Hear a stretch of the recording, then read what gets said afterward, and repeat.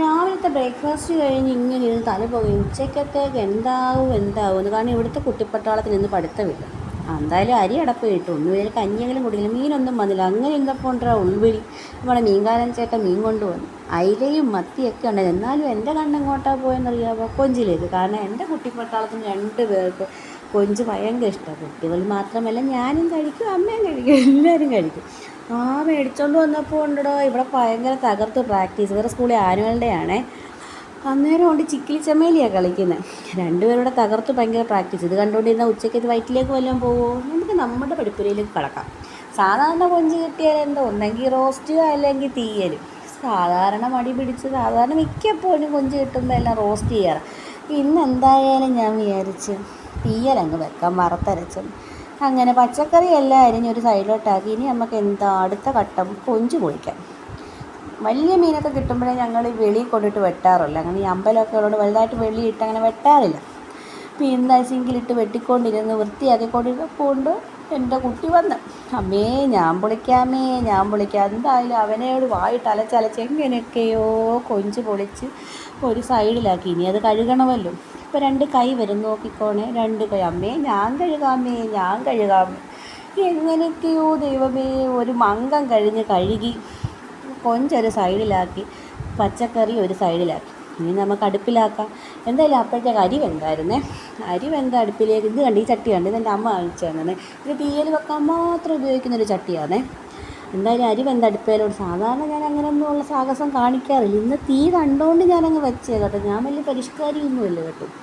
അതുകൊണ്ട് ആ തീ കണ്ടുകൊണ്ട് ഞാൻ എന്താക്കി, ആ ചട്ടി എടുത്ത്. ഈ ഒരു ചട്ടിക്കൊരു പ്രത്യേകത ഉണ്ട്. 2 മണിക്കൂർ വെച്ചാലും ഈ ചട്ടി ഒരു പ്രത്യേകതര ചട്ടി. തീ കയറാൻ ഭയങ്കര പാടുള്ളൊരു ചട്ടിയാണ്. എന്തായാലും ചട്ടി അടുപ്പ് വെച്ച് എണ്ണ ചൂടായി കടുവിട്ട് പൊട്ടിച്ച്. പിന്നെ തീയലായ മെയിൻ എന്തുവാ? തേങ്ങാക്കൊത്ത്. അത് മസ്റ്റാണല്ലോ. അങ്ങനെ തേങ്ങാക്കൊത്തൊക്കെ ഇട്ടോ.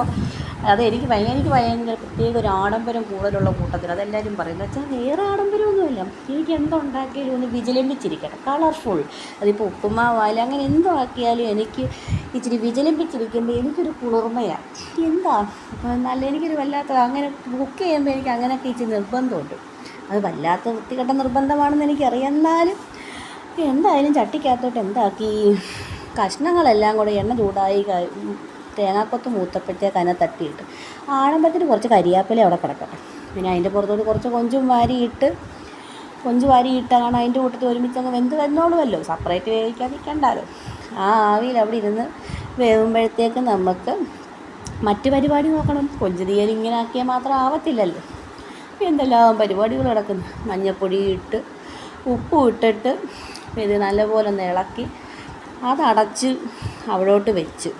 കാരണം അതാ തീക്കകത്ത് അവിടെ ഇരുന്ന് സാവധാനം വെന്തോട്ടെ. കുരുമുള ശല്യം ചെയ്യേണ്ട. കാരണം നമുക്ക് അടുത്ത സ്റ്റെപ്പിലേക്ക് കടക്കാം. പിന്നെ ഇത് തീയൽ മാത്രമായിട്ട് കഴിക്കാൻ പറ്റത്തില്ലല്ലോ. അന്നേരം ഫ്രിഡ്ജിൽ നോക്കിയപ്പോൾ പാവയ്ക്ക ഇരിക്കും. അതെടുത്ത് എന്തായാലും ഉച്ചയ്ക്ക് എൻ്റെ സൈഡിൽ വെക്കാമല്ലോ എന്ന് വിചാരിച്ച്. വേറെ ആരും, ഞാനും അമ്മയല്ലാതെ വേറെ ആരും കഴിക്കത്തില്ല. എന്നാലും ഒരു ഭംഗിക്ക് ചട്ടി വെച്ച് പാവയ്ക്കായും കൂടെ മെഴുക്ക് വരട്ടാൻ വെച്ച്.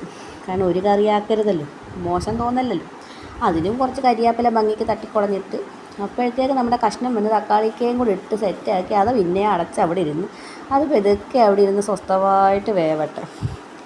പിന്നെ നമുക്ക് അടുത്ത വലിയ കടകം തേങ്ങ വറക്കണമല്ലോ. അതിനൊരു പാൻ നോക്കി അതിനകത്തോട്ട് കൊച്ചുള്ളി, കരിയാപ്പില, പെരിഞ്ചീരകം, കുരുമുളക് ഇതെല്ലാം ഇട്ട് വരവരോ അങ്ങനെ തേങ്ങയൊക്കെ വറുത്ത് 2 വട്ടം ഇത് ഓഫാക്കിയിട്ട് പോയി അവിടെ തിടി കാരണം. പക്ഷേ ചെറുതായിട്ടൊന്ന് കരിഞ്ഞോന്ന് നിങ്ങൾക്ക് തോന്നും. പക്ഷേ സത്യം കരിഞ്ഞെന്നുള്ളതാണ്.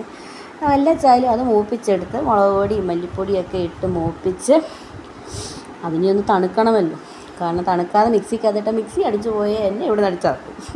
അങ്ങനെ അതെല്ലാം ഇട്ട് പൊടിയെല്ലാം മൂത്ത് തണുക്കാൻ നമ്മൾ മാറ്റി വെച്ചിട്ട് അടപ്പ് പിന്നെ അത് ഒരുമാതിരി അരച്ചെടുത്ത് നമ്മുടെ തീയലിൻ്റെ കഷ്ണത്തിനകത്തോട്ട് ഇട്ടപ്പോൾ എടാ മോനെ അന്തസ് കലക്കി അടിച്ചതാ. തീയലിൻ്റെ ലാസ്റ്റ് സ്റ്റേജിലേക്ക് നമ്മൾ കടന്നു.